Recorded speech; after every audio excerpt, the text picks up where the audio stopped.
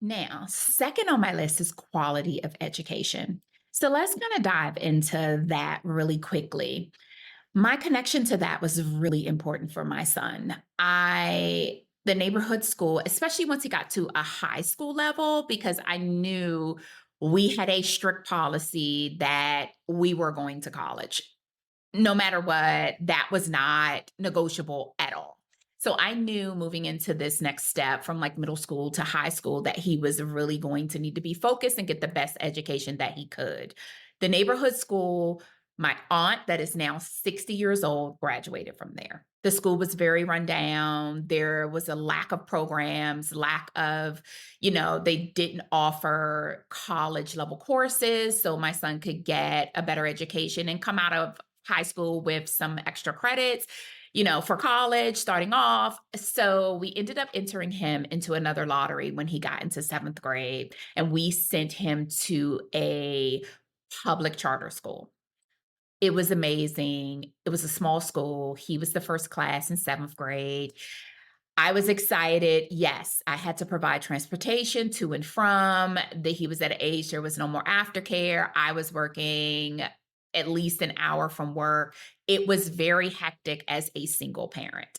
But again, the sacrifice will always be made. He got to the school. I loved it. He loved it until he didn't. He loved it, the teaching, he was always ahead. He was ahead of the regular school, their curriculum was amazing, but there was a caveat of, "I'm now in high school, I want the high school experience." I wanna elaborate a little more on that high school experience with my son. So, yes, he entered the charter at seventh grade, but it went all the way to 12th grade. We had an incident with a friend of mine's, her son, which was a grade ahead of my son, excuse me. And we were at their house one night and he was doing his homework. And my son was like, "Oh, wow, we did this in seventh grade." So, again, that's just an example to give you the quality of education difference between the public charter and the regular high schools. So we are now in the end of the ninth grade. We are now moving on to 10th grade. And my son was like, "I don't want to go here anymore. I want to go to the local high school. They have all these programs. I think I'll do better there. I think." And my automatic response was absolutely not. But the way he fought tooth and nail, he begged, he had everyone he knew that was close to me talk to me to convince me to get him to go.